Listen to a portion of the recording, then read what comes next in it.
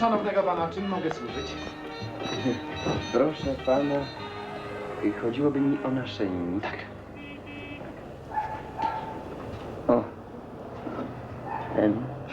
To jest, ośmielam się zauważyć, bransoleta. Szanowny pan raczy wskazywać bransoletę. Aha, bransoleta. Tak, tak, tak. Aha, aha. To w takim razie niech będzie bransoleta. Służę uprzejmie.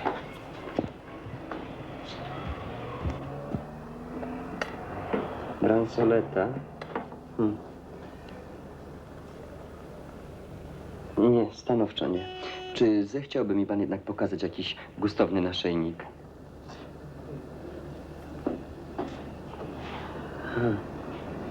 To są naszyjniki? Na pewno? Absolutnie ponad wszelką wątpliwość. Pracuję w tym fachu 24 lata.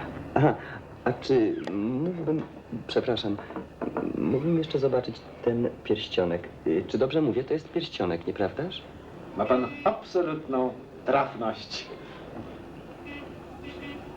No. Skoro wszystko jest takie piękne, to wobec tego biorę wszystko. Wszystko? A to już jak pan szalony uważa. Niech mi tylko będzie wolno zauważyć, że wszystko razem kosztuje 9300 zł. To niech pan łaskawie doda jeszcze coś za 700 dla równego rachunku, tylko coś wykwintnego, wie pan. Służę panu. Czy ten drobiazg może być? A co to jest? Brosza. Tak. A wie pan, co to jest? Chwileczkę. Co to jest? Tłumik. Nie bardzo rozumiem szanownego pana. Czy zapakuje pan wszystko już teraz, czy mam do tego dokręcić rewolwer? To oznacza, że prawdopodobnie jest napad? Nie da się ukryć.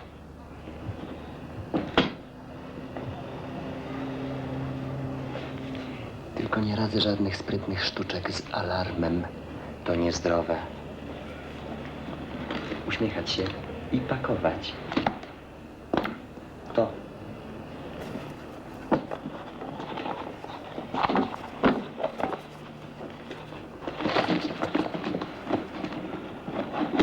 Odwróć się pan i szukaj czegoś w dolnej szufladzie.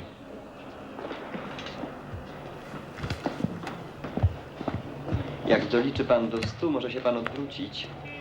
Tylko nie wcześniej.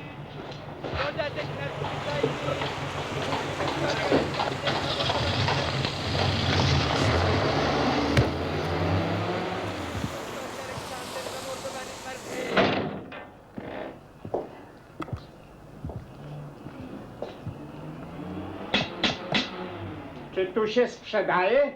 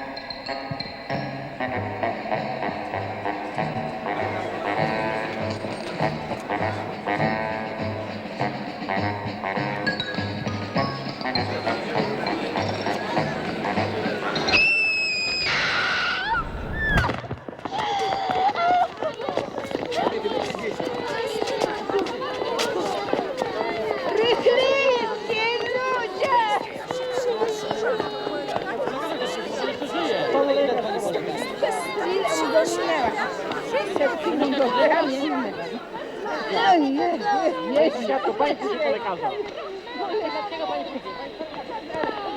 Jezus Maria, taki młody człowiek.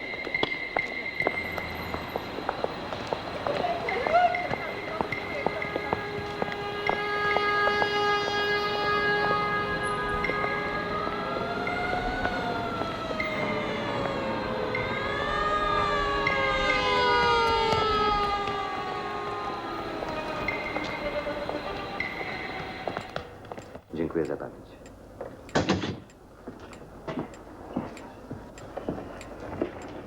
Wychodzi dzisiaj.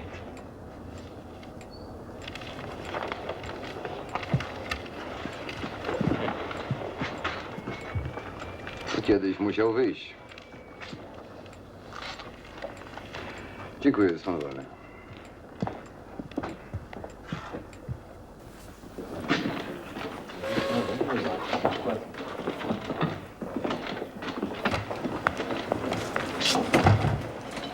Kłaniam się panu prezesowi.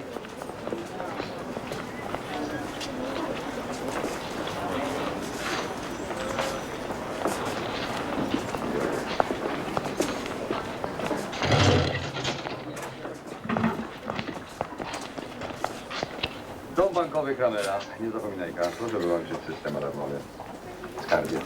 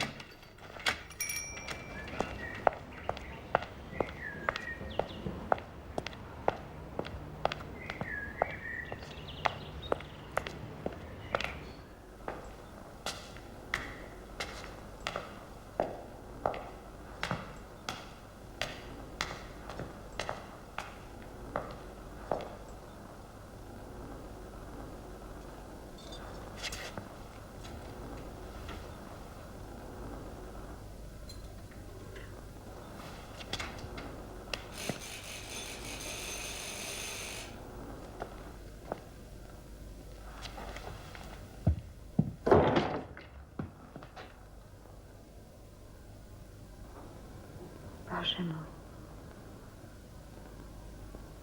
Henryk. Wejdź. Wejdź, Henryk, proszę, wejdź.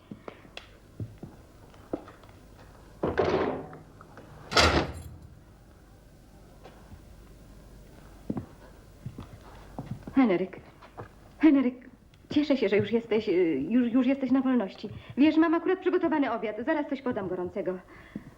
Nie byłam u ciebie tak dawno, bo trochę chorowałam, nie mówiłam ci. A teraz byłam 2 tygodnie u ciotki w Skierniewicach, bo wujek umarł.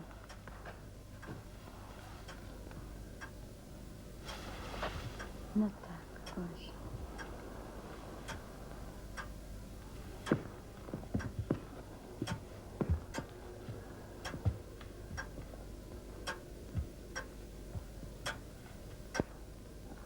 Właściwie powinnam przedstawić panów. Henryk, pozwól, to jest pan. Karmelicki. Moje nazwisko. Jest mi przyjemny bardzo. To ja pójdę po nakrycie. Zaraz przyniosę.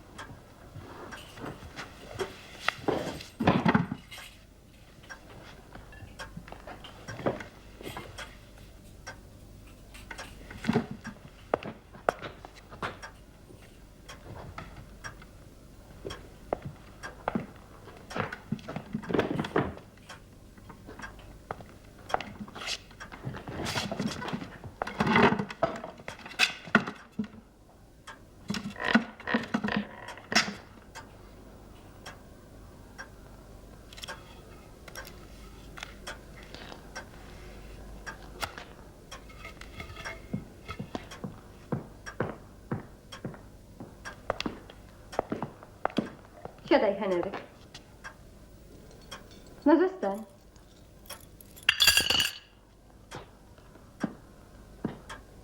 Och, przynajmniej na obiedzie.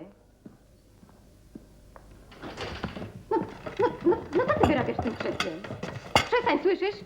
No czyś ty idiociał, przestań.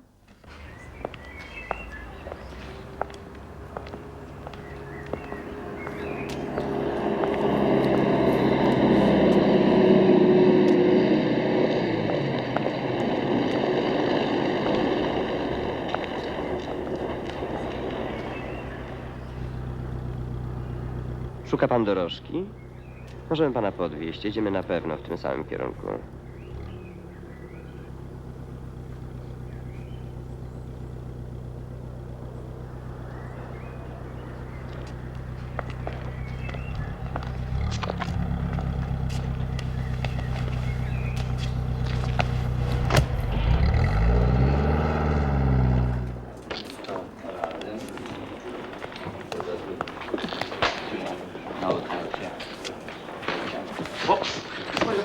Ja idę do też, ja idę do ale proszę pana, ja muszę... Proszę mnie puścić! Ale proszę... Nie można, proszę pana. Ale ja pana, proszę pan, prezes... Odejdź zajęty, no. Ale... Proszę pan! Ale...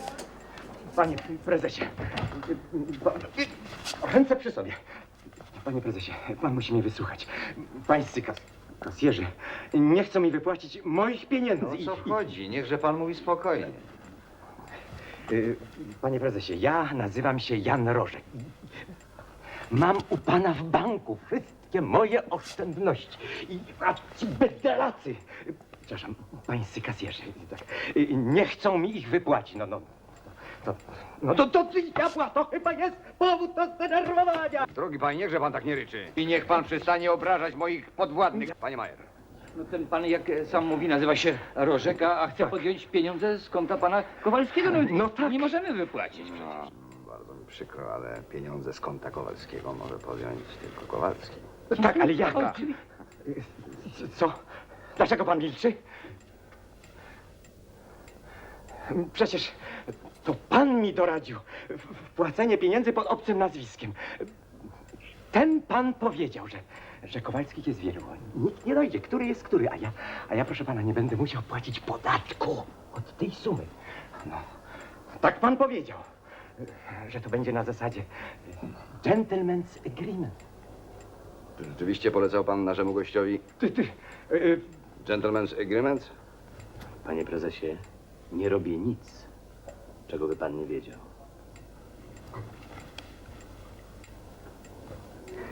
A z drugiej strony to nieładnie, panie Rożek, że chciał pan oszukać urząd podatkowy. Co ja? Ale jak to? Co uczciwego Polaka? W ten sposób? za to, że nie chciałem popierać obcego kapitału i że wpłaciłem pieniądze do waszego banku. Chcecie mnie oszwabić. Rabusie, tralnie, ale zapłacicie mi za to. O Boże! Nie uda wam się. Całe szczęście, że żyjemy w praworządnym kraju. Ja pana zaskarżę. No, panie Rożek. Z tym strzelaniem to pan przeholował. Ale jeżeli pan stąd natychmiast zniknie i przestanie powtarzać te brednie, nie wezmę policji. Wyprowadzić. Dobrze?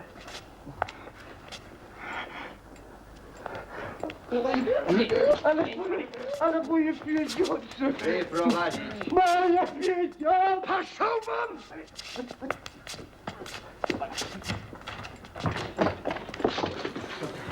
Wszystko w porządku. Proszę wracać do pracy. Dziękuję. Proszę wracać do pracy i spokojnie.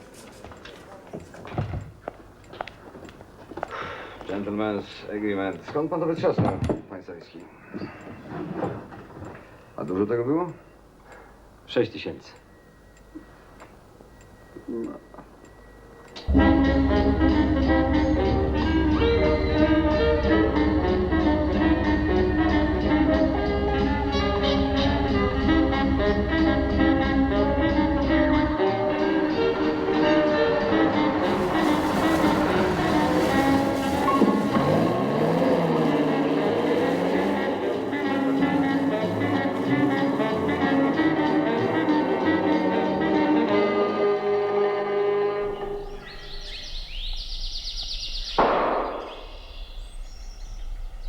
Za pańskie szczęśliwe uwolnienie. Dlaczego szczęśliwe? Terminowe. Fakt. Tylko niech pan nie myśli, że każdego, kto wyjdzie z więzienia, tak tretujemy. Tylko pana? Pan jest Henryk Quinto, pierwszy kasiarz Rzeczypospolitej. Czy ja wyglądam na kasiarza? Jestem muzykiem. A siedział pan za bigamie, co? Tak. 1924 Lwów, Polski Bank Krajowy. 1925 Łódź, Bank Kredytowy Szwajcarski. W 26. W 27 Bydgoszcz, Bank Ludowy. W 28 Warszawa, Bank Gospodarstwa Krajowego. Wymieniłem oczywiście tylko ważniejsze pana koncerty, panie muzyku. Schwytany raz, 1928. 6 lat więzienia tylko dlatego, że nie udowodniono pozostałych razów. O co wam chodzi? O współpracę. Mamy kilka ekstra pomysłów. Oto na zdrowie. Pańskie?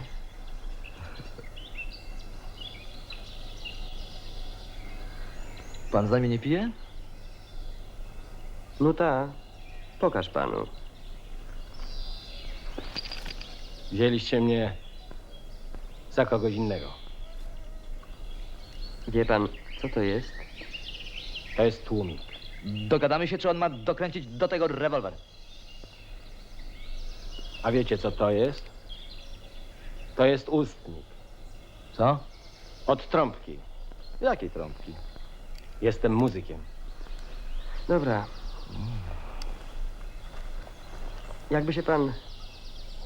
Jakby pan chciał z nami zagrać, to jesteśmy w warsztacie na Okopowej. Blacharka, wulkanizacja. Otwierał pan kasy bez narzędzi, wyłącznie na słuch. Jakie kasy? Dosyć. Max! Max!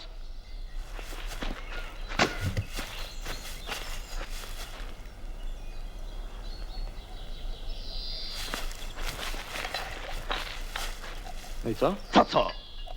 To jest ostatni raz. Ostatni twój pomysł, przecież to nie on. Musimy coś z nim zrobić. Ale co? Cholera, trzeba go odwieźć. No pewnie, że trzeba go będzie odwieźć.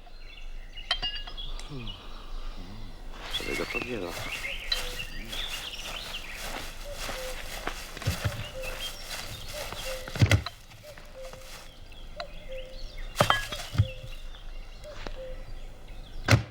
Pokój, proszę. Pan wybaczy, ale...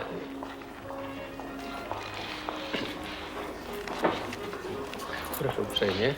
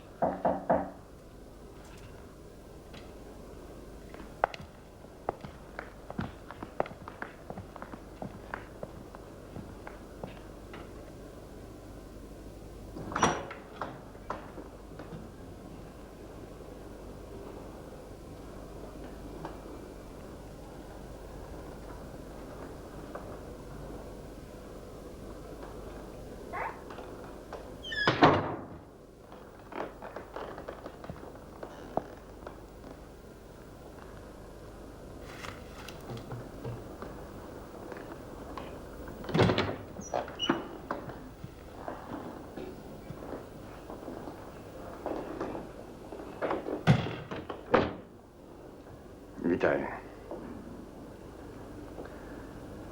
Nic się nie zmieniłeś. Można?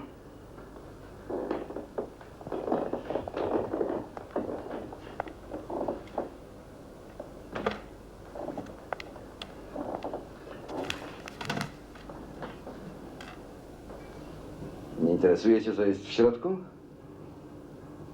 O, chciałbym, żebyś to traktował jako sprawę interesu, nie osobistą. No w końcu obaj jesteśmy ludźmi interesu, prawda? Czy zastanawiałeś się, co by było, gdybym w sądzie powiedział o twoim współudziale?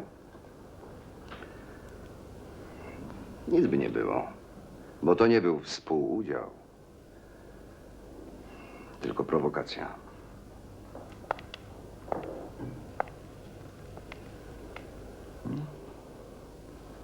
Widzisz, jaki jestem z tobą szczery. Pamiętasz tę moją sprawę z fałszywymi obligacjami? Ci z kryminalnej mieli mnie na widelcu. Pewien komisarz, nie wiadomo skąd, dowiedział się o naszych powiązaniach i zaszantażował mnie. No, zmusili mnie, żebym sprowokował włamanie i zwabił cię w pułapkę. O, ujęcie Kwinty na gorącym uczynku to było coś. Już wtedy uczyli o tobie w szkole policyjnej.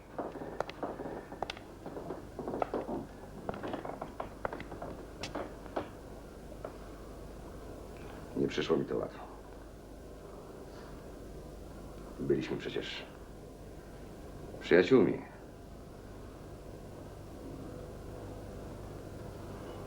No, zrozum, Kwinto. Gdybym ja poszedł siedzieć, byłby to dla mnie koniec wszystkiego. Kariery, zdrowia, wszystkiego. A ty tak miałeś ustaloną reputację. No to okrutne, ale tak właśnie wtedy rozumowałem. Przeszłości nie da się naprawić. Ale ta paczka mogłaby ci ułatwić przyszłość. 45 000 złotych polskich. Patrz, 45 000. 2 razy tyle, ile byś wtedy zdobył. Siedziałem 2196 dni. To jest około 20 zł dziennie. Tanio to obliczyłeś. Myślę, że uczciwie. Zrozum. Przez całe 6 lat ta sprawa nie dawała mi spokoju. I wreszcie chcę załatwić to wszystko fair do końca. Ja skończyłem z tym, co było. Skończyłem. Jestem uczciwym człowiekiem. Dzisiaj mogę nim być, bo mam pieniądze. Ty uczciwy człowieku. W celi cały czas marzyłem o takiej chwili. Ładnieś to wykalkulował. Ale dzisiaj...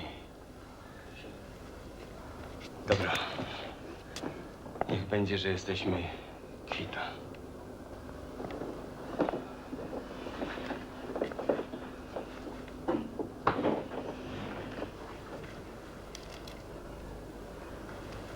Miałeś prawo.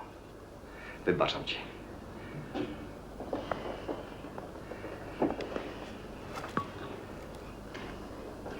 Gdybyś miał jakieś kłopoty, wal jak dym.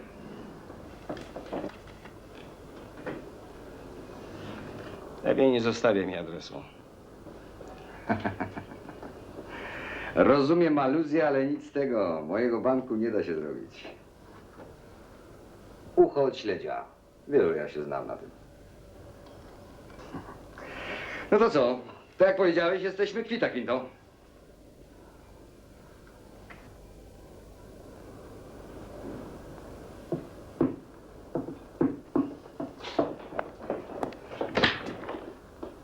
Straciłbyś tylko czas.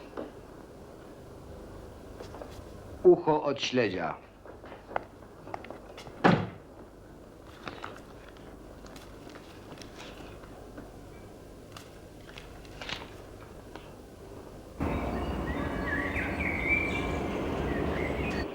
Był wczoraj u mnie spięty, rozumiesz mnie? Ma coś na oku, szuka składu. Żebym wiedział, to bym mu ciebie polecił. No to co? zadzwonić, umówić się z nim. Słuchaj, to pewny numer. Bez żadnego ryzyka. Weltmeisterschaft. Ile? Słuchaj, można zrobić 250. Pytam o Fiata. Jak dla ciebie to 4, rozumiesz mnie?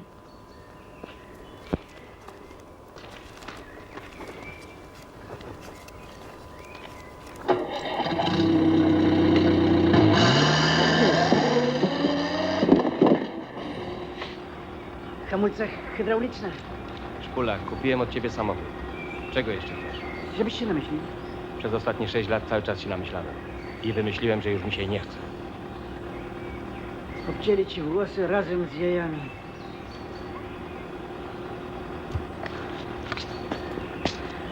No i co, idziesz? Panie szefie! Moment! Więc co mam powiedzieć świętemu? Żeby się rozpiął.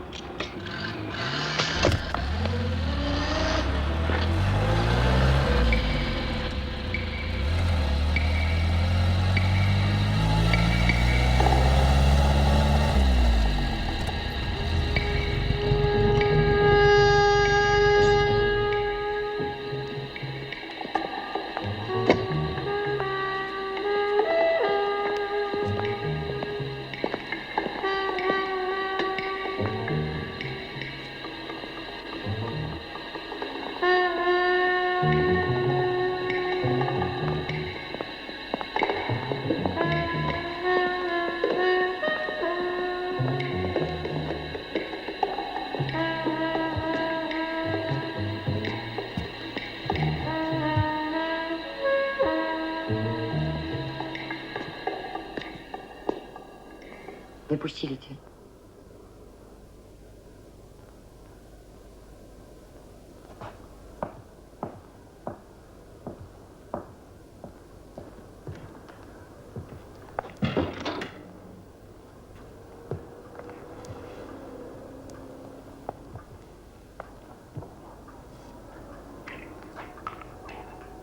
Tadeusz w domu. Nie. Mogę zaczekać? Przyszedłem dlatego, że Tadeusz do mnie pisał. Pisał do ciebie. Po co? Kiedy wróci? Tadeusz nie żyje. Co? Nie zrozumiałeś? Nie żyje. Jak to się stało? A co ci to obchodzi? Tadeusz jest moim przyjacielem. Był. Był twoim przyjacielem. I tego właśnie nie potrafię zrozumieć, odkąd dowiedziałam się, kim jesteś naprawdę. Co się stało z Tadeuszem? Mój Boże. Tadeusz zdecydował, że wpłaci wszystkie nasze pieniądze na procent do banku. Całe 19 000. Kiedy wracał do domu, napadli go i pobili. Zabrali mu dowód wpłaty. Tadeusz nie mógł podjąć tych pieniędzy, bo dostał weksel na okaziciela. Co to za bank? Nie wiem. Następnego dnia rzucił się z okna. A policja stwierdziła, że to było samobójstwo. Tadeusz? Samobójstwo?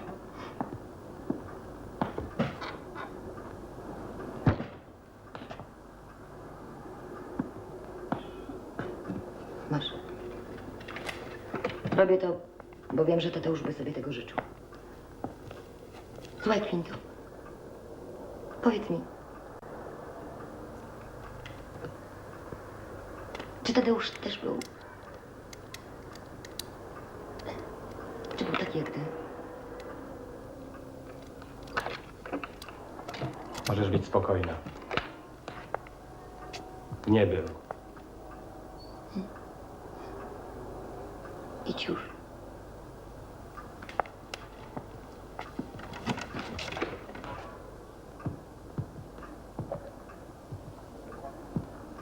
No idź.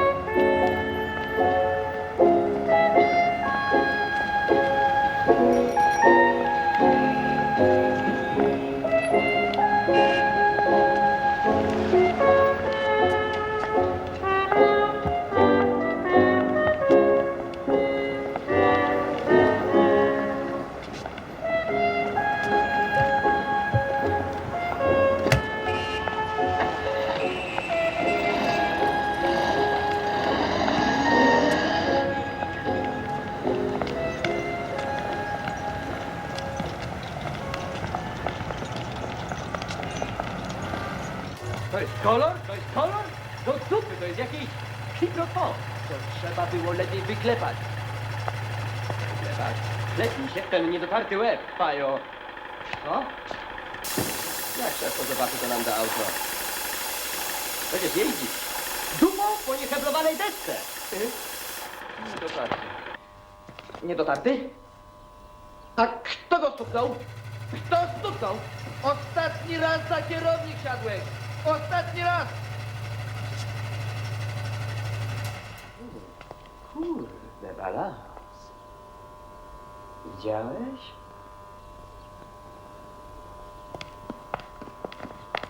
Pan muzyk, żebym wyżał.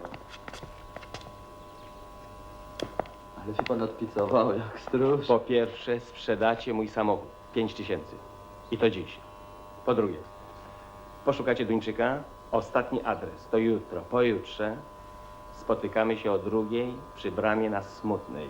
A to może ja bym... Żadnych własnych pomysłów. To po trzecie. A jak pan tu wszedł? Trzeba było uważać.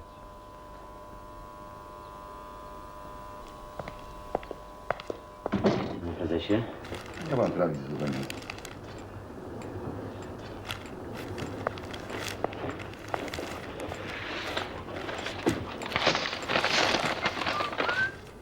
Forza, panie prezesie. 45 000? Tak, a skąd pan wiedział?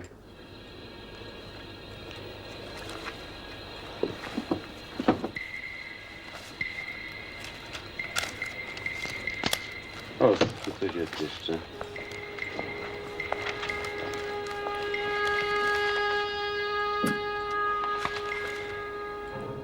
Czy to ten Rykliński, co grał razem z Quinto w jednym zespole? Chiński. Tak, 26, 27 w którymś z kabaretu. A nie mógł pan tego wcześniej sprawdzić? Niech pan wezwie do mnie Krępicza. Tak jest.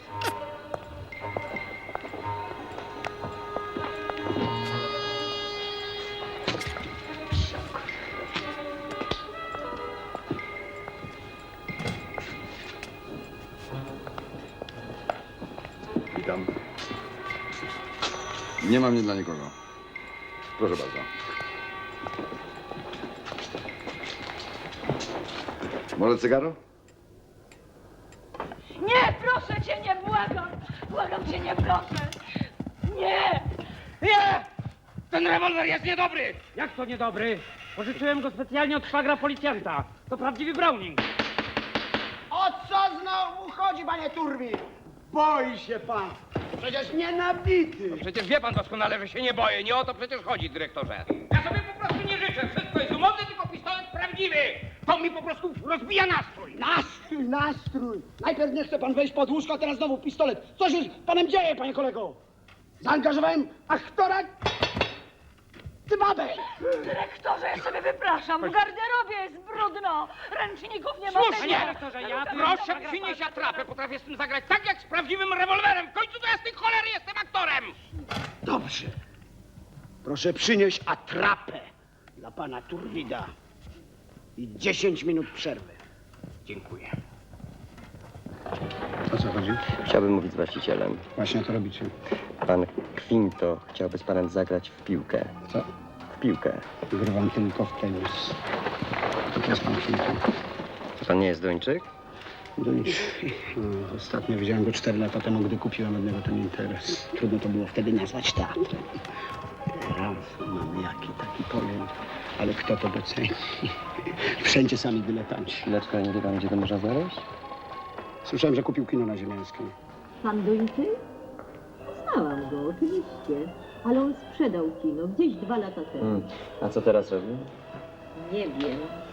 Ja, proszę pana, sprzedaję bilety. Panowie zapytają tego tam, co wpuszcza. Oni byli w lepszej komitywie.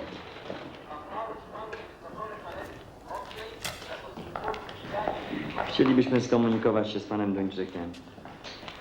Z Duńczykiem, powiada pan. Nie znam człowieka. To dziwne, przez 2 lata był pańskim pracodawcą. Tak, nie pamiętam. Może byłem wtedy chory. A teraz? A teraz jestem zdrowy. Co pan myśli, że my jesteśmy z policji, pan? A co mnie to obchodzi? Albo wchodzicie do środka, albo do widzenia. Do widzenia? Myśmy widzieli ten film.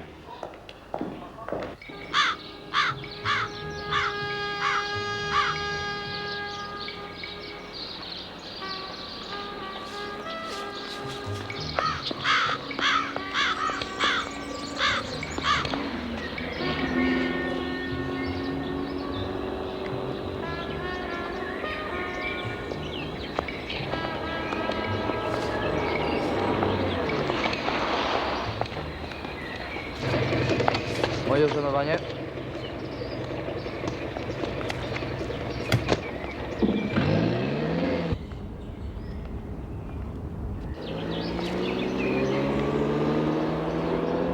Jest tak, Duńczyk sprzedał Vodeville 4 lata temu i kupił kino. Ale sprzedał 2 lata temu i teraz ma jakiś interes, tylko że chwilowo nie wiemy jaki. Zresztą, jeżeli jest konsekwentny, powinien go w tym roku sprzedać. Ja zresztą przejrzałem niektóre ogłoszenia. O, mam tu na przykład Fotoplastikon. Pilnie sprzedam. Dzisiejsza. Oferty...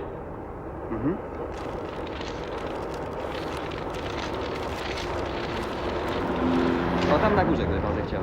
Ciekawe. No? Gramy dziś z Wiktorią.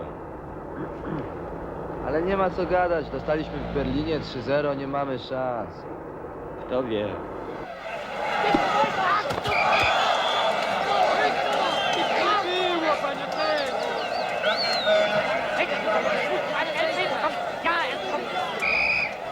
Elfmeterball! Es schießt mit Obermann! Tor, ein Tor! Die Viktoria Berlin hat verloren! Deutschland hat gewonnen! Co się dzieje w państwie duńskim? Aber wir haben gewonnen! Pinto na powietrzu. Aż przyjemnie popatrzeć. Zmężniałeś, trudno się rozpoznać. Trudno cię znaleźć. Zbyt wielu szuka. Na szczęście upodobania rzadziej zmieniasz niż adresy. No ale o tym wiedzą tylko nieliczni. Jak ja. Jak ty? Ile to lat? 4? 6. Der Ball bleibt in deutschen Händen. Die Wohl versucht seinen Augenblick wieder. Es ist wieder der Kohl Jeszcze jeden mecz. Przejdziesz się ze mną do banku i z powrotem? Dawnośmy się nie widzieli, to nie wiesz, Czego? że się wycofałem. Ja też, ale to nie jest zwykły numer. Ile masz podjąć? Wszystko. Pytam z ciekawości, bo odmawiam. Z wiekiem spada zapotrzebowanie na zysk, a rośnie popyt na święty spokój. Przepraszam cię, Quinto, ale rozmawiasz z emerytem. Duńczyk, ja muszę to zrobić. I z tobą. Sam! Ja to już nic nie zrobię.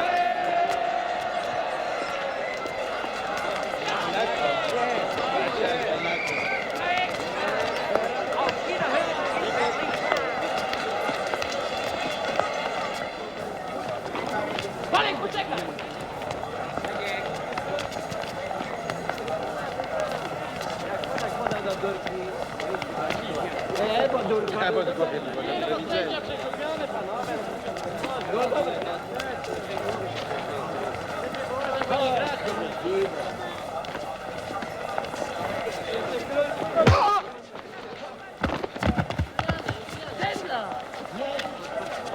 Lekarza!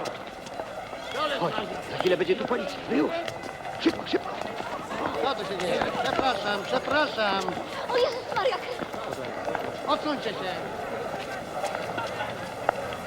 Na boisku miałeś taką minę, jakby to do ciebie strzelali.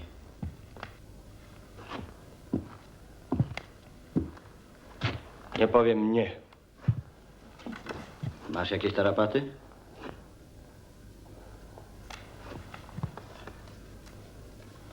Gustaw Kramer, dom bankowy, spółka akcyjna, ulica Kredytowa 6.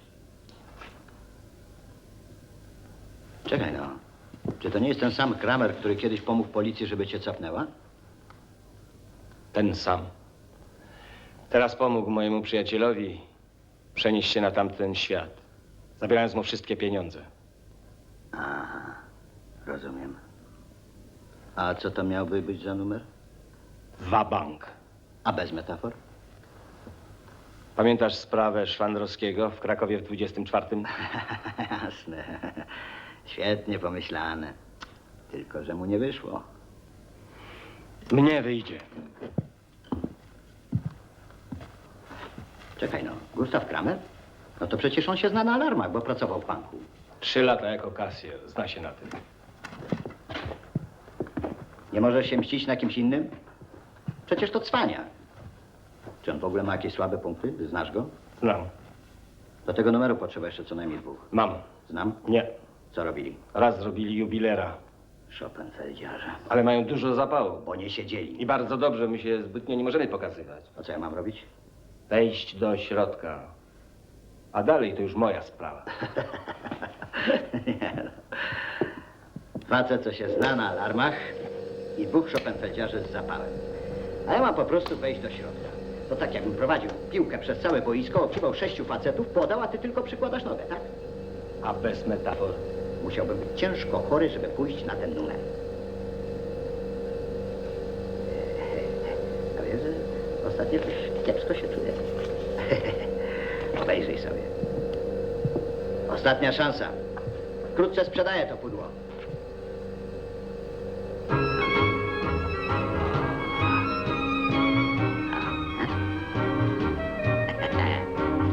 Co? Następne będą jeszcze lepsze. O, tam pierwsza z lewej, o.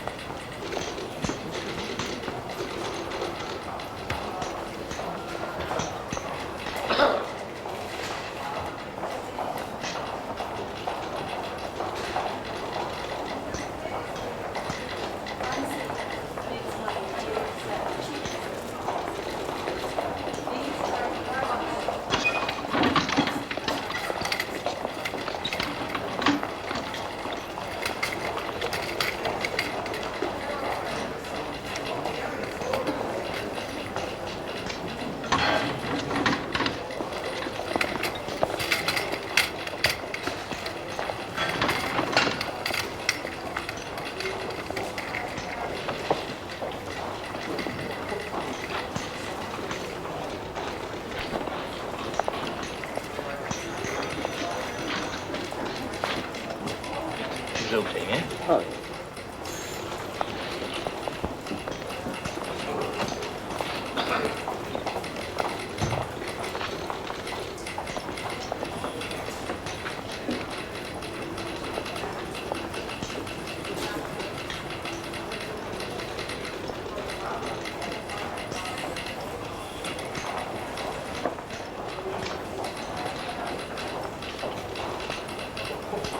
Przepraszam pana, panie prezesie. O co chodzi?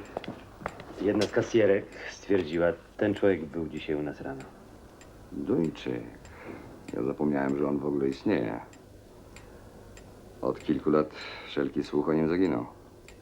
Założył sobie konto dzisiaj u nas. Może po prostu zaczął oszczędzać. Może.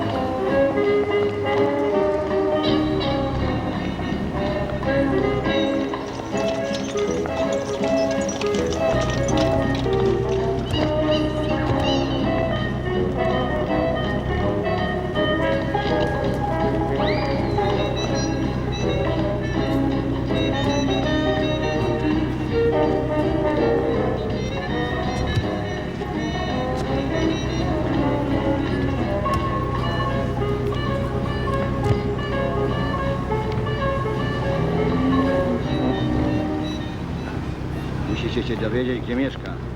I łazi w sami. Że? Z kim przebywa, gdzie jada, wszystko. Dobra. To jedziemy. No. Kremkicz. Singiel Kramera. Gość od mokrej roboty. 7 lat w Legii Cudzoziemskiej. Załatwił podobno więcej ludzi niż ty zjadłeś kotletów. A to bank. Pierwszy. Niżej jest restauracja czynna w czasie, kiedy zamknięty jest bank. Czyli się trochę odpada. Na parasol też nie da rady. Prywatne mieszkania. No koniec, właśnie. Ale najtrudniejsza sprawa to instalacja alarmowa. Niestety mają najlepszą, jaka istnieje, szwajcarskiego Ziglera. W razie alarmu blokuje wszystkie wyjścia i oczywiście natychmiast zawiadamiana jest policja. W środku nie można otworzyć pudełka zapałek, żeby nie wywołać alarmu. Da się zablokować? Każda się da, tylko trzeba to zrobić za pierwszym razem. Ale nawet jeżeli uda mi się złamać ten system, to po to, żeby go zablokować, muszę wejść do środka. A wszystkie wejścia są po rozłomie instalacji. Czyli tak zwana kwadratura koła. Mam. Wchodzimy na bezczelnego. W biały dzień. Przystawiamy kasjerom rewolwery do brzuchów. Zgarniamy pieniądze. Lutą Kto to jest? Nie zwracaj na nich uwagi. Abym zapomniał o 2 strażnikach, których zmieniają 4 razy na dobę. No, czyli mamy co najmniej 6 godzin czasu. Brawo, tak jest. Tak. Tylko, że nie mamy którędy wejść. Żadnych szans? Prawie żadnych. Prawie.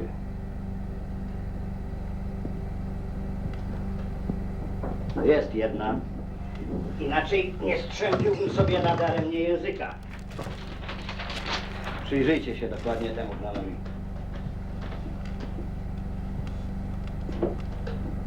No co, widzicie? Którędy? Tędy. Kurde mać.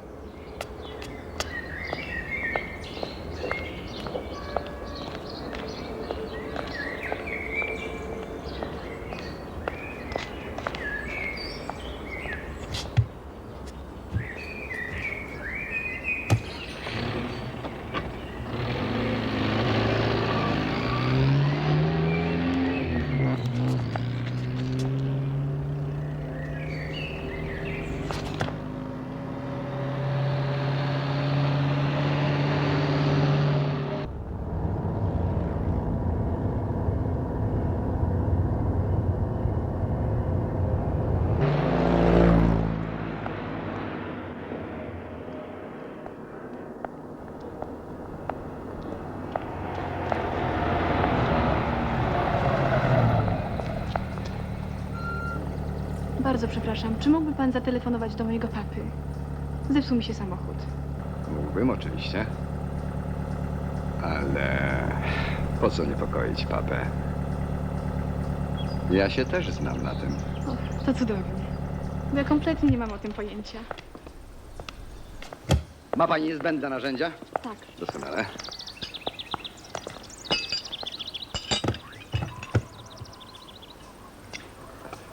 No, do roboty, do roboty!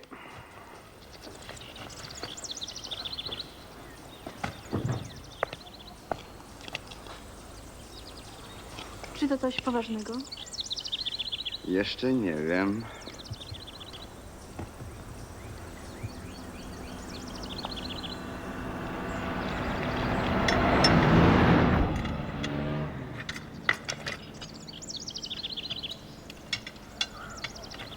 Jak pani na imię? Natalia. Pobrudziła się pani, pani Natalio. O, wyżej, na nosku. O tak. Było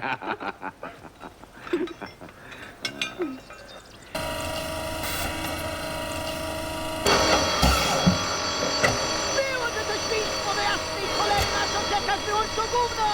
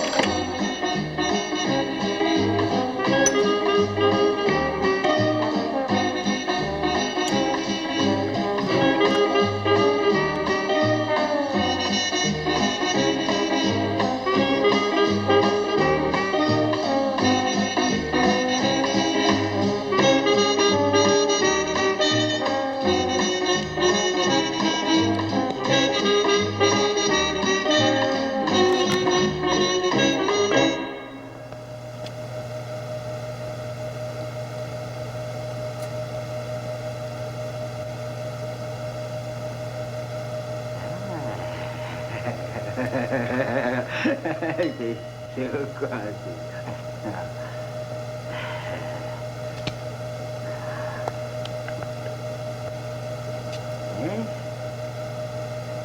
Polski wynalazek. Wszystko jasne, czy mam coś powtarzać? Wszystko jasne. No to do roboty i jutro nie spuszczać mi oka z Kramera. Uważamy na niego od tygodnia, może pan być zupełnie spokojny. No to do jutra. Do jutra.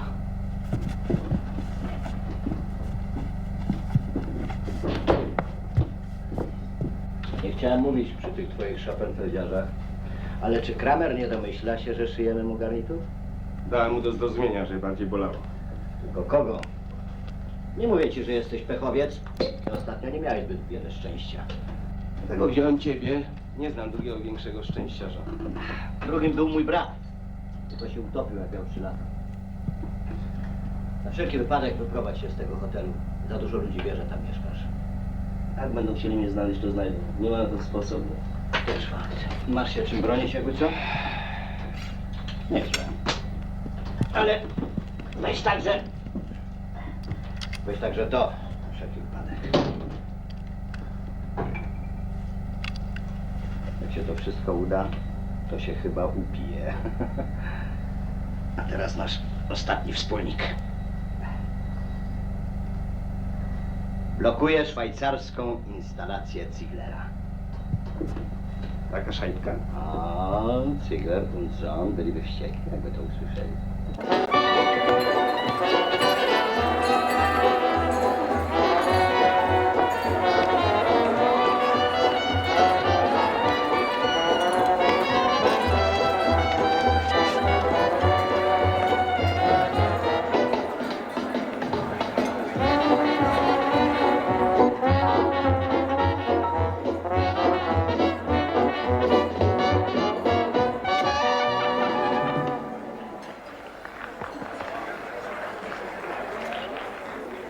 Dajcie coś beze mnie.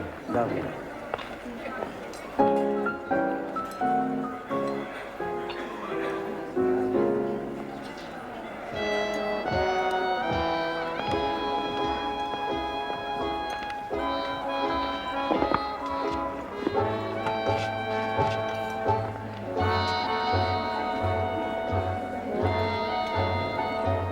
Przepraszam, że cię tutaj zaprosiłem. Zawsze lubiłam tu przychodzić, wiesz o tym. Zacząłeś pracować?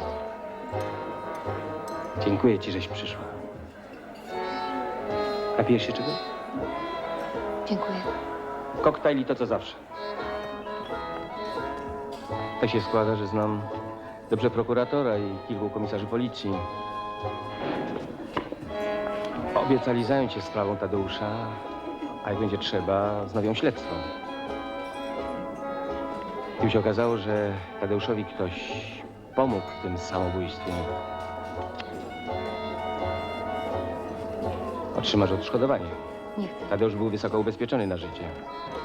Ja wiem, że te pieniądze ci go nie zwrócą, ale no, należą ci się.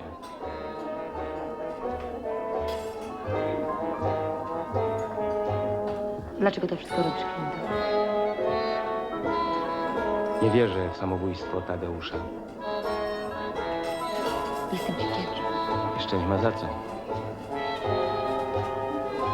Dziękuję.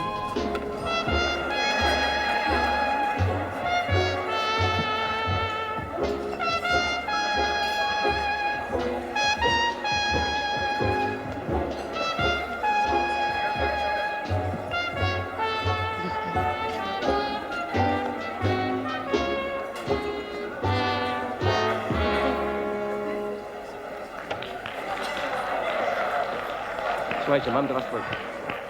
Gdyby się ktoś o mnie wypytywał, to jutro wieczorem grałem tutaj z wami.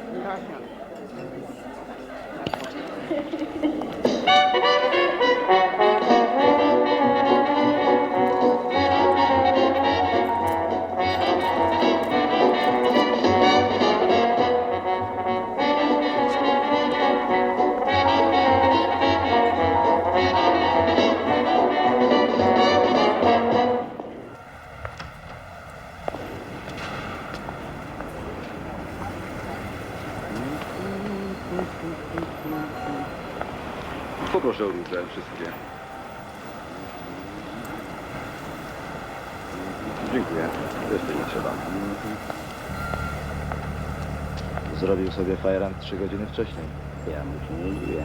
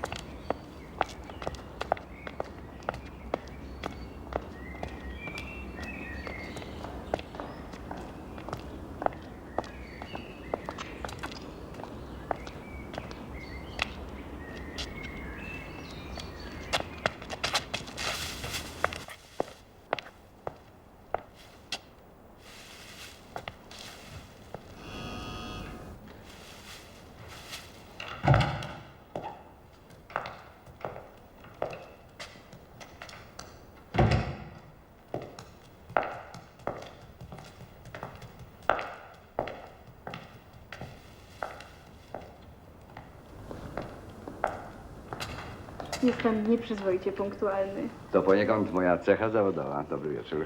Szampan? Co to za okazja? No już tydzień. Czas na uroczystość.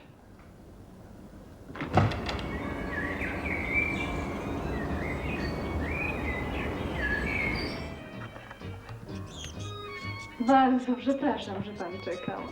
Musiałam się przebrać. Jak się panu tutaj podoba? Horrendalnie. To jest właściwe słowo. To mieszkanie mojego papy. Mieszkam tutaj, jak on wyjeżdża w interesach. Ach, tak. Zecenzji bite.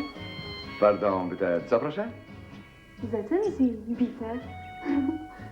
Pamięta pan naszą umowę? Miał mi pomagać pan w niemieckim. Ach ja, natürlich, ich habe vergessen. Przepraszam, zapomniałem. Kawę? Te? Nein, danke, szampan. Ja. Pani Natalio, where is das? Leży papa? Firma Maszyny Rolnicze Bielecki i Holzweber to pani papa? Tylko Bielecki. Holzweber to wujcio. Doprawdy, pan jak coś powie. No ma się to poczucie humoru, pani Natalio. Chyba mi nie pasuje ten naszyjnik. Dlaczego? Bardzo piękny. Może mi pan pomóc odpiąć? Oczywiście, z największą pewnością. Coś trudno się odpina. Trzeba mocno przycisnąć. A jest, rzeczywiście. Langsam. Ja, langsam, langsam, aber sicher.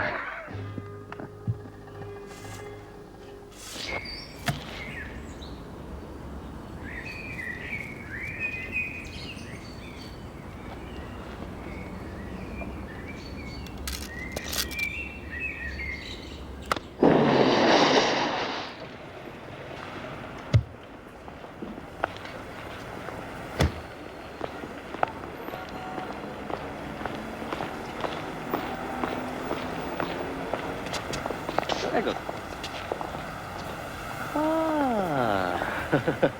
Nie poznałem pana. Nie szkodzi, będę bogaty.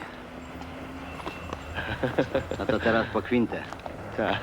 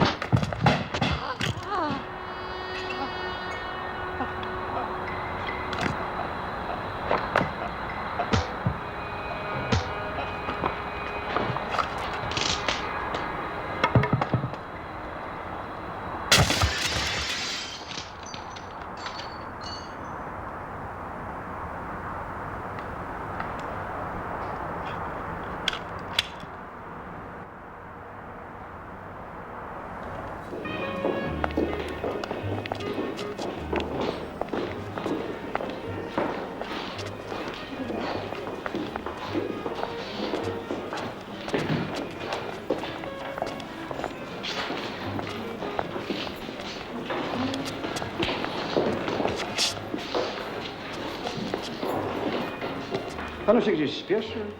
Zdaje się, że jednak pan się spóźni. Policja. Mamy rozkaz odprowadzić pana do komisarza. Dlaczego akurat mnie? Panie Quinto, pana to można za samo nazwisko. Zdaje się, że nie macie prawa. Owszem, mamy. Na 48 godzin każdego. No, chyba, że pan jest. Proszę.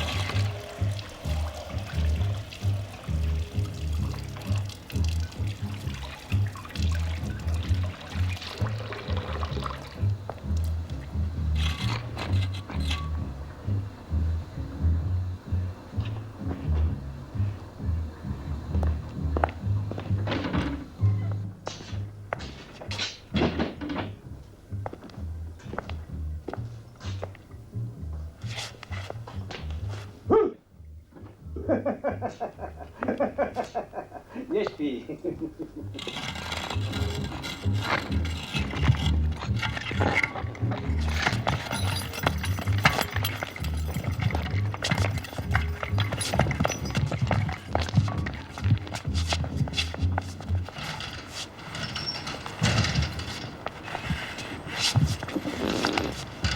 To jest... Nie ma kwinty. Jak to nie ma? Przecież ja już dziurę wykołem. Co robimy? Czekamy. Albo nam tu źle. Co się z nim mogło stać? A ty jak jesteś ubrany, Schopenfeldziarzu? To jest skok, a nie sklepik.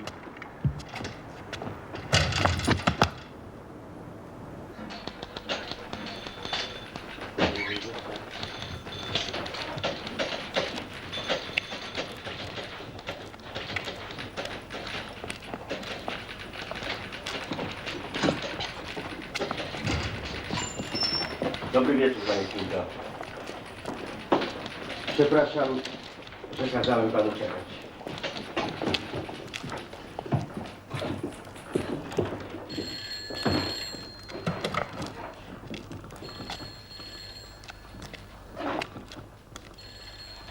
Proszę siadać. A wie pan, ja wówczas odkręciłem nogi prawie we wszystkich meblach, a forsa była tylko w jednej. No ale do rzeczy. Dziwi się pan na pewno, dlaczego wezwaliśmy pana tutaj.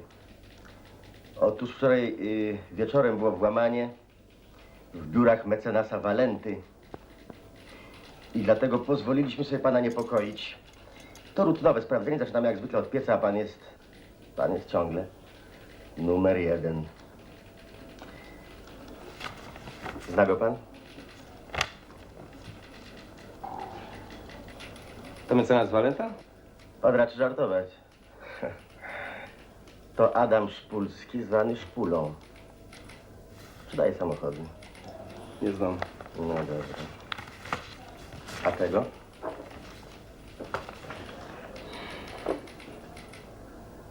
Też nie. Nie.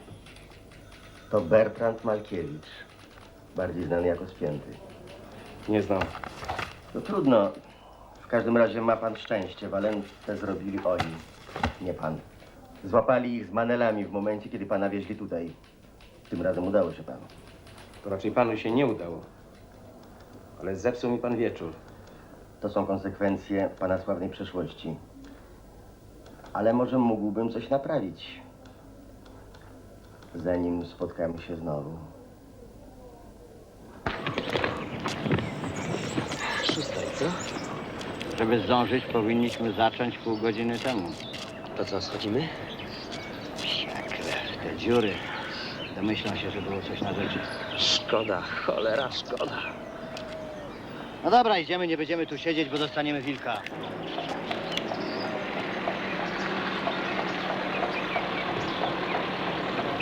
Policja! Policja! To po nas? Co robimy? Wiemy? Stoi.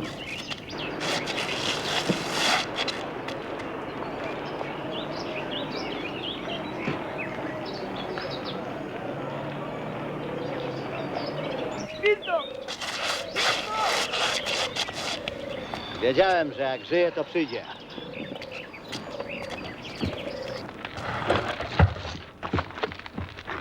A, nieźle nas pan przetrzymał. Strasznie się denerwowaliśmy. Co się stało? Zaspałem. No to nie. Tu.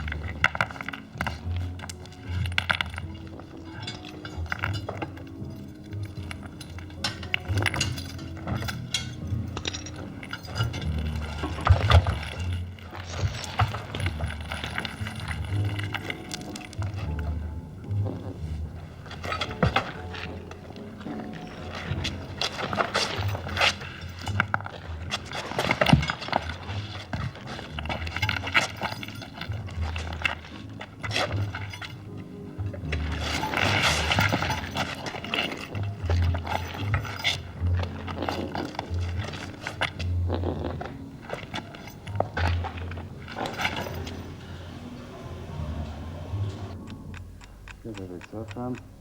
O. A to ja ci gonię gardę.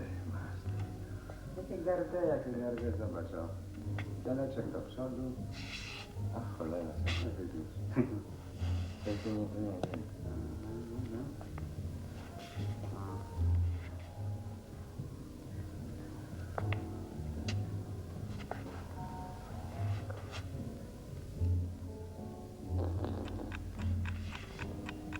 Słyszałeś? Co słyszałem? No właśnie nie wiem. A co tu może być? A ja tobie. Tak, to ja... Strzeżonego Pan Bóg strzeże.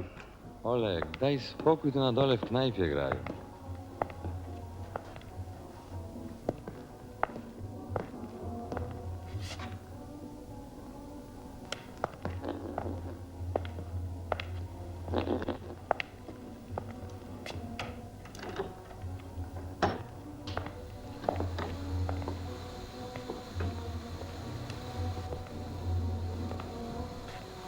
Zajęty. O, przepraszam.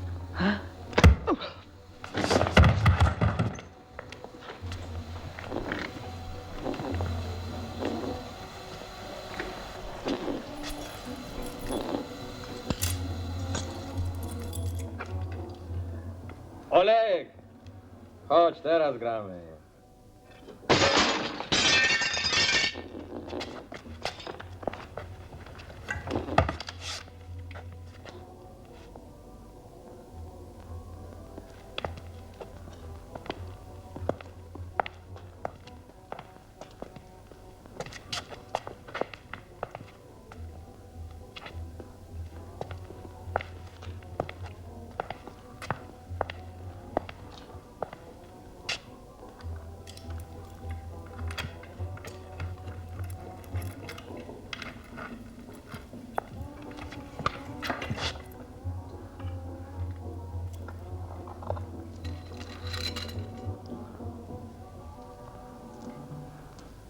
dotykałeś tej blaszki? A skąd? Za kogo pan mnie ma?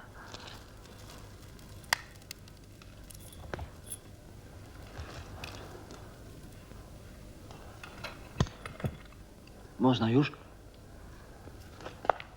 Można.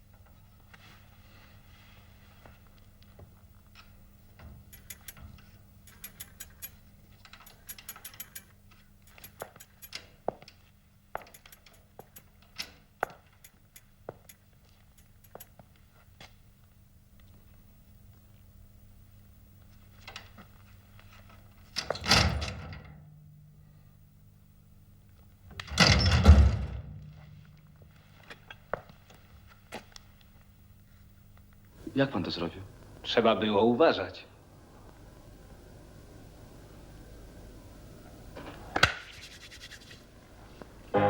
Pakujcie!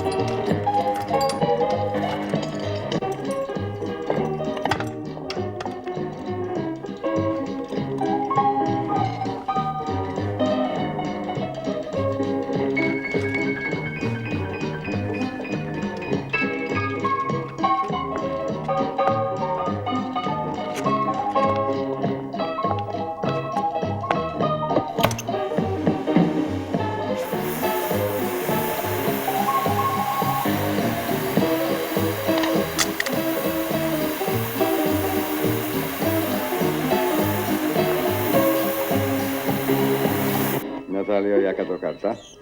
Walet karo. Brawo. Pocieramy ręką i mamy. Asa karo. I pocieramy ręką i mamy.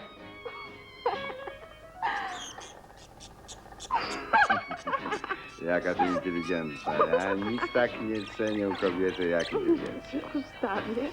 Bądź dżentelmenem. Będę. Gustawie. Gustaw.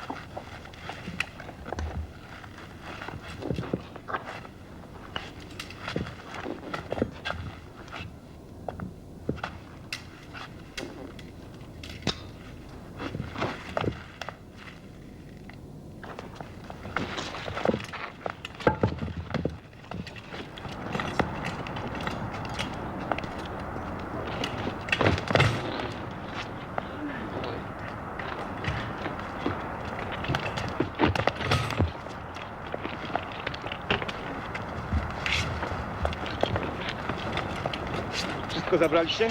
Może pan być spokojny. Dowiemy się jutro z gazet.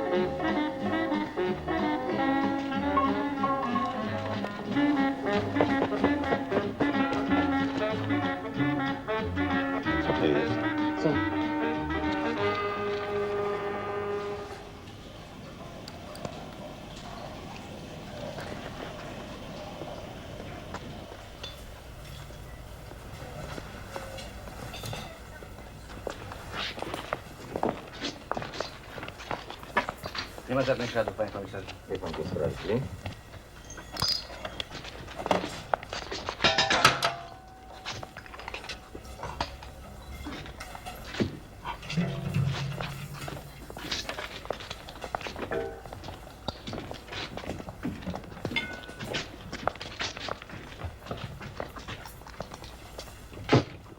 I co, inżynierze?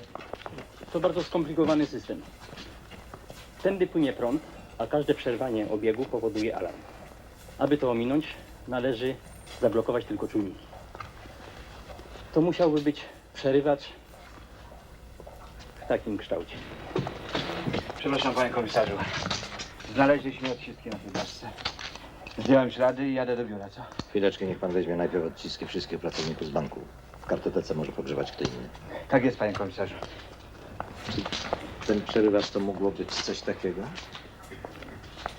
Tak. Tak, spokojnie, niech pan się odpręży. Niech pan mi pomaga, poradzimy sobie. Ja nie pomagam. Widzi pan, kolega zadowolony. Nie bał się. Panie komisarzu, przyjechał właściciel, pan Werner. Kramer! Komisarz Przygoda z Policji Kryminalnej. Przygoda, no to jedyna pociecha, że to właśnie pan prowadzi śledztwo. To te dwa barany miały służbę? Tak jest, panie prezesie. Zwolnić. Ile było w kasie? W gotówce 585 000 oraz papiery wartościowe. Ale jak się tu dostali? To jest niemożliwe. Ta instalacja alarmowa jest niezawodna. Wyłączana i kontrolowana z zewnątrz przez policję. Przebili się w toalecie z szybu wentylacyjnego z restauracji, która jest pod bankiem. Też o tym nie pomyślałem. Psiak. Ale jak można wyłączyć taką instalację, panie komisarzu? Tą blaszką. No to firma Ziegler zapłaci nam odszkodowanie. Pan natychmiast kontaktuje z Kremliczem. Próbowałem, panie prezesie, ale bezskutecznie. Od 2 dni przepad kamień wody. Zobacz, przepad.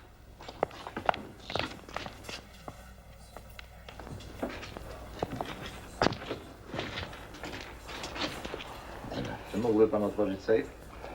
Otworzyć? Przecież jest rozkryty. Ale czy mógłby pan? Proszę.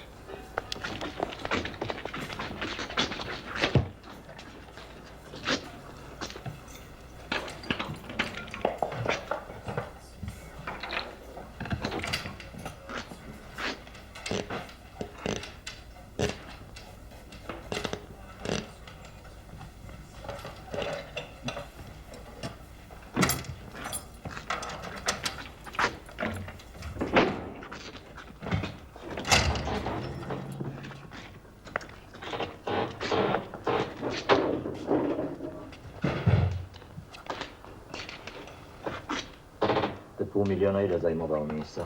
No, na dolnych półkach papiery wartościowe, a 2 górne to banknoty w paczkach. Aha. Panie Stawicki, papieros. Niech pan otworzy drugą część.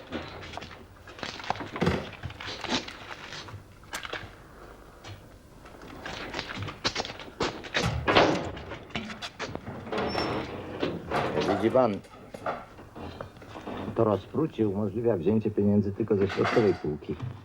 Najwyższa jest bezpieczna. Dziura do niej nie sięga. No, gdzież więc są te pieniądze? No właśnie. Przypuszczam, że kasa została otwarta normalnie, z zamka. Dopiero potem rozpruta dla zmylenia śladów. Bez sensu. Po co ktoś miałby sobie zadawać tyle pytań? Aha. Dla upozorowania włamania na przykład. Upozorować? Pan komisarz sugeruje, że to zrobił ktoś z banku. Powiedziałem na przykład. W każdym razie musimy wziąć odciski palców wszystkich pańskich pracowników, począwszy od strażników, a skończywszy na panu, panie Kramer. Na mnie? A co, może to ja sam zrobiłem, co? Może pan Stawicki ukradł moje pieniądze? Jakie to szczęście, że pan prowadzi śledztwo, panie komisarzu. Szczęśliwy jestem. Cieszę się. Dzień dobry. Czy jest w domu ktoś starszy? Pani... Słucham, o co chodzi? Pani Marta Rychlińska. To ja. Proszę pani, mam dla pani pieniądze. Puści mnie pani?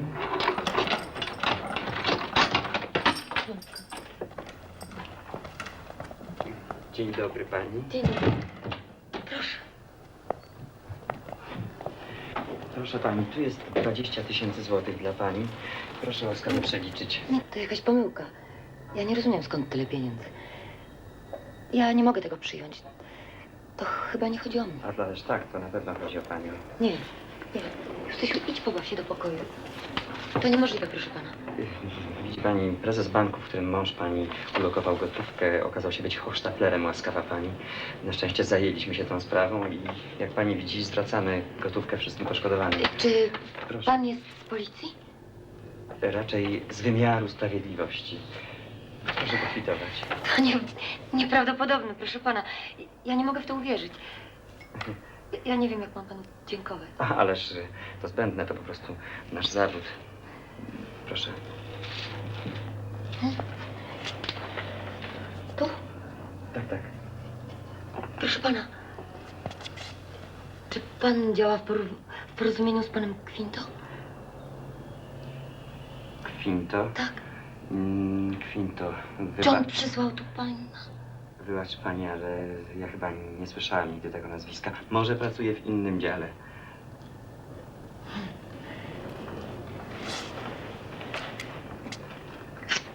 Proszę. Dziękuję. Do widzenia. O, to bardzo ważne. Moje szanowanie pani. Dziękuję. W odliczeniu kosztów własnych na każdego wypada po 20 000. Tak, no za dużo to nie jest. A sobie? Ja już swoje zabrałem. A w życiu nie brałem udziału w takim idiotycznym skoku. Mamy jeszcze jakieś zobowiązania? Nie, spłaciliśmy wszystkich. Co do joty. Według listy. Gdybym dostał te pieniądze miesiąc wcześniej, pojechałbym do Rzymu. Na mistrzostwa piłkarskie. Jedziesz, jak będzie grała Polska. A, to musiałbym żyć jeszcze ze 40 lat. 100 lat. Pan na pewno wziął swoją rolę? Kto prowadzi śledztwo? Komisarz Przegroda. Komisarz Przygoda. Bardzo dobrze, bardzo dobrze. Pedant. Szczególarz. Powinien już tam być. Musiał mieć pan szalenie ważny pomysł. Skoro przeszkodził mi pan w obiedzie, ma pan chociaż jakiś trop? Właśnie dlatego tu jest. Świetnie, siadajcie panowie. Dziękuję. Morowiski? Dziękuję. Jestem, jak to się mówi, na służbie. Trudno, będę pił sam. Pamięta pan tę blaszkę? No, pokazywała mi ją pan, ona zdaje się zablokowała instalację alarmową, prawda? Zgadza się. Znaleźliśmy na niej odciski palców, a nawet udało nam się je zidentyfikować. No, doprawdy działa pan jak błyskawica, gratuluję. Dziękuję bardzo. Niestety, panie Kramer, są to pańskie odciski. Gratuluję. To pan kpi ze mnie? Nigdy w życiu nie widziałem tej zasranej blaszki, ja nie mówiąc o jej dotykaniu, proszę pana. Może te odciski są podobne do moich. Panie Kramer, daktyloskopia wyklucza ponad wszelką wątpliwość istnienie dwóch identycznych linii papilarnych. Dlatego to taka ważna broń w walce z przestępcami. Czy pan sobie nie za dużo pozwala, proszę pana? Co pan nie chce robić? Jeszcze chwila, oskarżę pana o oszczerstwo. Mam jeszcze jedną sprawę do pana. W trakcie jak tu na pana czekaliśmy, nasi ludzie nieco rozejrzeli się po pańskim mieszkaniu. Jakim prawem? A to trzeba mieć nakaz o rewizji. Podpisany przez prokuratora. Kto jest pańskim prokuratorem? Proszę. Przypuszcza pan, że nie znam się na procedurze? Niech mi pan powie, czy zawsze pan trzyma pieniądze w koszu z brudną bielizną? Tak, oczywiście. Zawsze. Zawsze. A marmeladę i proszek do zębów w skarpetach, pan nie? No właśnie znaleźliśmy to u pana w koszu z brudną bielizną. Wysypać.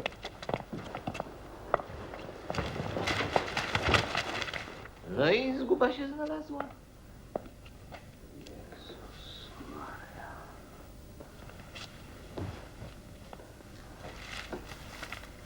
Chamy zbuntowany. Było buzie. Ty skurwysynu, czekaj, ja cię dorwę! Pan mnie wzywał? To niedorzeczne, po co miałbym okradać własny bank? Jest parę przyczyn. Po pierwsze ubezpieczenie, po drugie kradzież uderza pańskich klientów bardziej niż pana. Kiedy zjawią się po swoje pieniądze, pan rozłoży ręce i powie, skąd je mam wziąć, przecież mnie okradli. Ja mogę panu wierzyć, ale prokurator i dowody są innego zdania. To absurd. Jestem dostatecznie bogaty bez okradania się dodatkowego. Proszę pana. Jest takie przysłowie, które mówi, kto ma $500 000, to jest bogatszy od tego, co ma $250 000. A może ktoś to wszystko ukartował, co? Żeby mnie pogrążyć. Mówi panu coś nazwisko Quinto? Tak, 3 lat temu pan go nam wystawił. Sądzi pan, że mógłby się mścić? W mojej 30-letniej karierze nie spotkałem człowieka, który by ukradł $500 000, a potem podrzucił komuś innemu, aby go pogrążyć. Zresztą sprawdziliśmy. Quinto ma swoje alibi. Alibi? Alibi, właśnie. No dlaczego pan mnie nie spytał o alibi? Przecież od tego się zwykle zaczyna, prawda? A pan ma alibi? Mam! Proszę zawrócić wóz! Niech pan zawraca!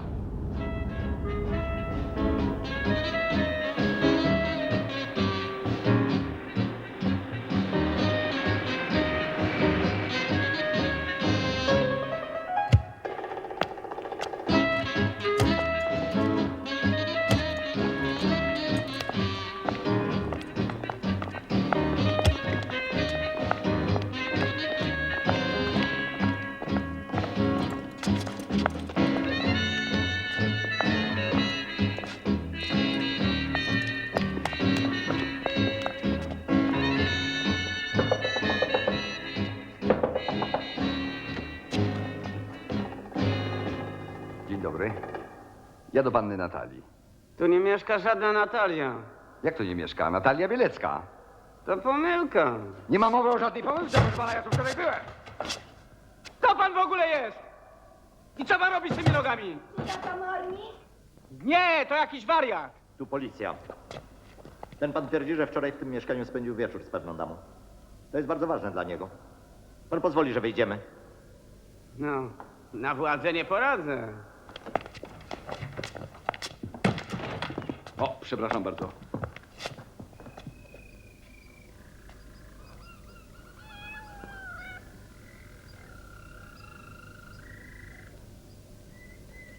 Coś nieprawdopodobnego. Jak Boga kocha. Nie do wiary. Panie komisarzu, to jakaś horrendalna mistyfikacja. Ja nie wszystko poznaję. To jest ten pokój, ja tu wczoraj byłem. To ciekawe, żeśmy się wczoraj nie spotkali. Ale może tak byłem zajęty robotą, że nie zauważyłem. A wszystko jest Przepraszam szyte pana, no to grubymi zaraz nićmi. kończymy. Panie komisarzu, niech pan aresztuje tych ludzi. Oni są w zmowie z prawdziwymi sprawcami. Niech pan ich aresztuje. O, ledwo przyszedł, już by aresztował. Cicho, to wariat. Panie komisarzu, ja tu wczoraj byłem. Daję panu na to uroczyste słowo honoru. Nie wierzy mi pan? Prawdę mówiąc, nie przekonał mnie pan.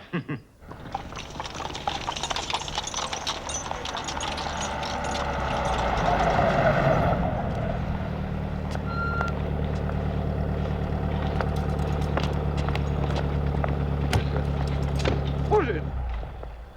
Murzyn! To jest alibi, panie komisarzu, jedźmy! Jedźmy, to będzie na pewno alibi najlepsze na świecie. Ja nie chciałbym być na pańskim miejscu, panie komisarzu.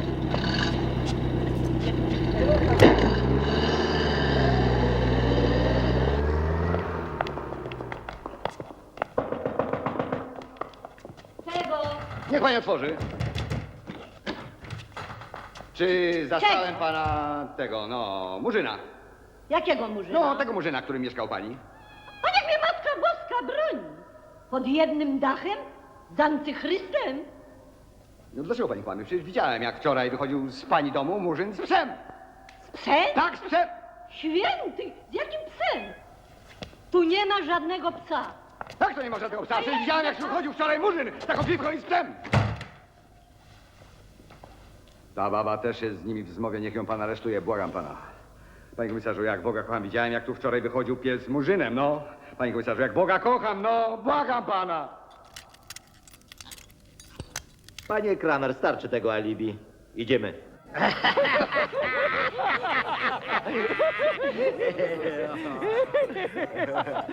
Pana dokonać, prymasa.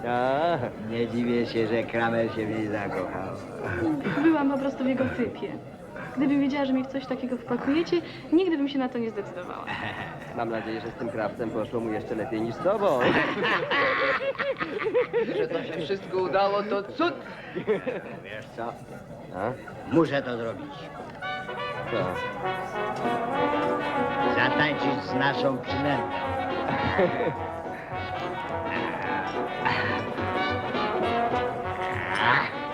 Ona ma nogi jak kasztanka marszałka.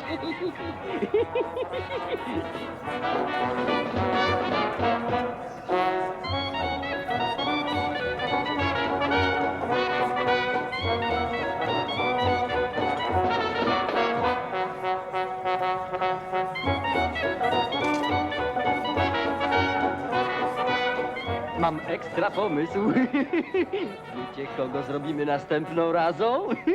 Będzie następnej razy. Jak to? Kasiarz tak nie mówi. Bierzecie mnie za kogoś innego. Ja jestem muzykiem.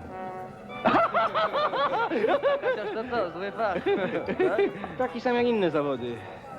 I wymagający także jak inne zajęcia niezłych kwalifikacji. Zresztą zamiast kraść jako dyrektor, fabrykant, sekretarz czy inny prezes, lepiej już kraść par excellence jako złodziej. Tak jest chyba uczciwiej. Par excellence, ładnie powiedziane, ale w takim razie dlaczego pan zrobił tyle banków? Tak naprawdę powód był zawsze ten sam. Jaki? No. Bo tam były pieniądze. Panie komisarzu, zapraszam. Panie komisarzu, kilka słów dla kuriera. Dzień dobry. Panie Kramer, jak pan padł na to, żeby oddać was pedał? Ile pan panie komisarzu? Nie proszę pan, drogi kolego. Panie Kramer, czy czuje się pan jak Polski Al Capone?